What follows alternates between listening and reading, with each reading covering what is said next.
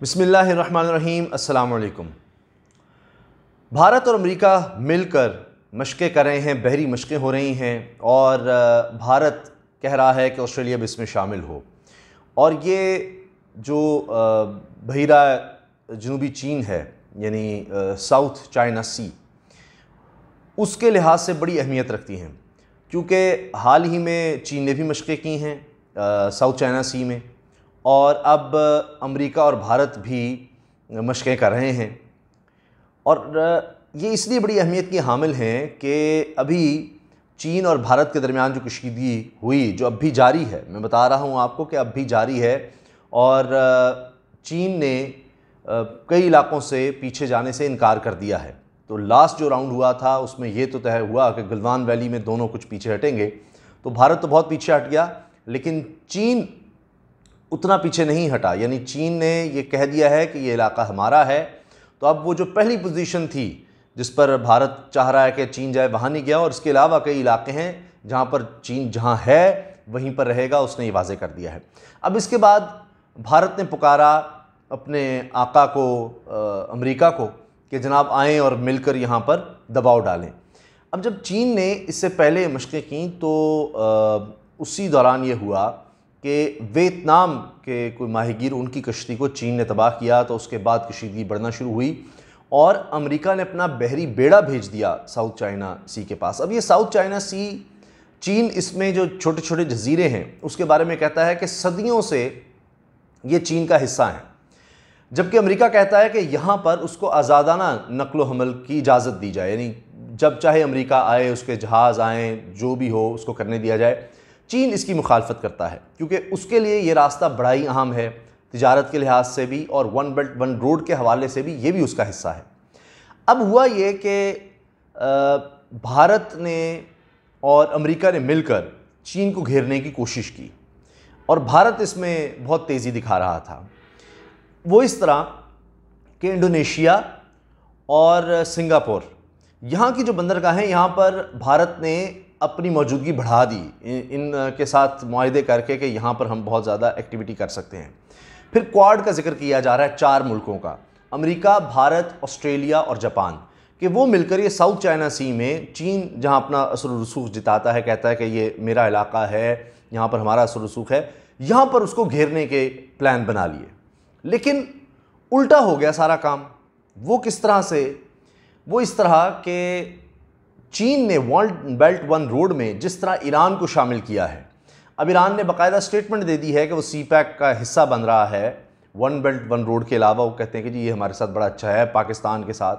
तो उसमें एक चीन ने अलग ब्लॉक बना लिया बड़ा ज़बरदस्त, और उसकी सबसे बड़ी मजबूती ये है कि इसमें इलाके के ममालिक शामिल हैं और उल्टा भारत और अमेरिका घेरे में आ गए हैं इस इलाके में। वो किस तरह मैं अर्ज़ करता हूँ, ईरान के सफ़ीर ने भी इसका एक गोल्डन रिंग का जिक्र किया। वो ब्लॉक क्या है?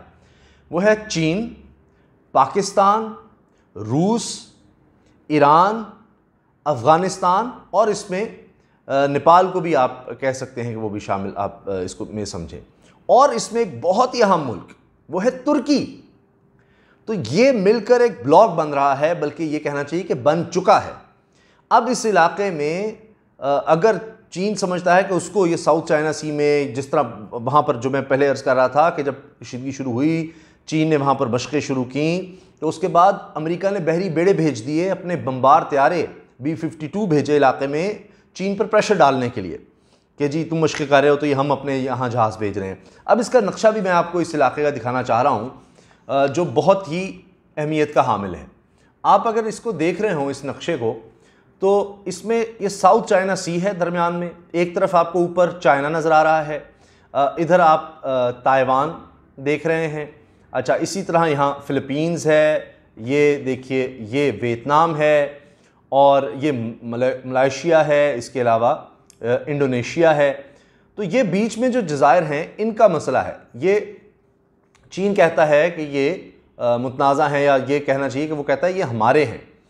अब इसमें जिन ममालिक के साथ तो चीन की सरहदी चपकलेश या इन जजीरों के हवाले से मामलात हैं, अमेरिका उनको मुख्तलिफ बहानों से सपोर्ट कर रहा है। मिसाल के तौर पर वियतनाम की अगर बात की जाए तो उसमें असलहे के हवाले से भी अमेरिका उसको सपोर्ट कर रहा है। अब जो लद्दाख में भारत की सुबकी हुई, शर्मिंदगी हुई, जो उसको मार पड़ी है वहाँ पर, उससे उनके फ़ौजियों का मोराल बड़ा डाउन है। अब हाल ही में असलहा ख़रीदा गया है, जहाज़ भी 4-5 पहुँच गए हैं, राफेल जहाज़, तो कि जी जहाज़ भी आ गए हैं, दीगर जनाब हमने डिप्लॉय कर दिए हैं, मीडिया में कहा जा रहा है और हाइप क्रिएट की जा रही है। इंडियन मीडिया बड़ा बढ़ा चढ़ा के बयान कर रहा है कि अमेरिका के साथ, देखिए अमेरिका के साथ मिलकर भारत मशक़ें कर रहा है, कमाल कर दिया, जैसे पता नहीं है चीन को क्या कर देंगे। चीन की तरफ से जवाब भी आ रहा है, वो कह रहे हैं कि हम हर तरह से तैयार हैं। वो इस तरह के यहाँ पर जो जजीरे हैं जो बड़े अहम तरीन हैं, वहाँ पर चीन ने अपनी प्रेजेंस बहुत बढ़ा दी है और 2012 के बाद से वो ये कर रहा है कि इन जजीरों को फैला रहा है। उनको मसनूई जजीरे भी इसलिए कहा जा रहा है कि उनको फैलाया जा रहा है और ये एक शाकार कहा जा रहा है दुनिया की तारीख का कि किस तरह वहाँ पर मिट्टी ले जाकर उन जजीरों को फैलाया गया है, मजबूत किया गया है। वहाँ पर एयर स्ट्रिप्स बना दी गई हैं, वहाँ पर पौधे लगाकर फलदार दरख्त, सब्जियाँ उगाई जा रही हैं और लोगों को वहाँ पर शिफ्ट किया जा रहा है, असलहा भी वहाँ पर पहुँचाया जा रहा है। तो वो बड़े मजबूत बनाए जा रहे हैं। इसमें से तो कुछ ऐसे भी हैं जो बज़ाहिर तो लगता है कि अमेरिका बड़ी आसानी से उनको तबाह कर सकता है ऐसे जजीरों को, लेकिन उसके बाद खुली जंग छिड़ जाएगी चीन से और अभी तक अमेरिका वो रिस्क लेने को तैयार नहीं है। और मार्क एस्पर जो वज़ीर दिफा हैं अमेरिका के, उन्होंने ये भी ऐलान कर दिया है कि वो इस साल चीन का दौरा करेंगे। अब इसमें चीन घबराया नहीं हुआ। उसकी वजह यह है कि उसने ये जो वन बेल्ट वन रोड में घिराव कर लिया इस तरह की, देखिए ईरान की बंदरगाह से श्रीलंका की बंदरगाह में उसकी मौजूदगी है, इस तरह दीगर कुछ बंदरगाहें हैं वहाँ पर, और गवादर एक बड़ी मजबूत बंदरगाह है।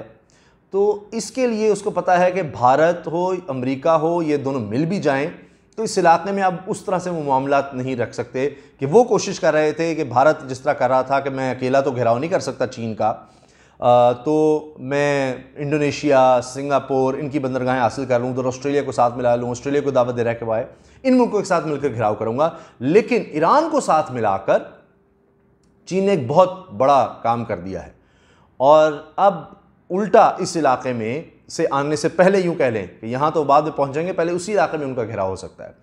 और इसके अलावा चीन ने भी देखा कि ये जो साउथ चाइना सी में अगर उसको कोई मसला होता है, उसके ऑयल को, दुनिया के सबसे बड़ा ऑयल इंपोर्टर है, यहाँ से उसकी तिजारत भी है, तो वो फिर ईरान की चाबहार है और ग्राउंड जो रूट्स हैं उनको, गवादर की बंदरगाह को, वो उसके लिए अवेलेबल रहेगी। तो ये एक उसके लिए स्ट्रेटेजिक बहुत बड़ा प्लान है।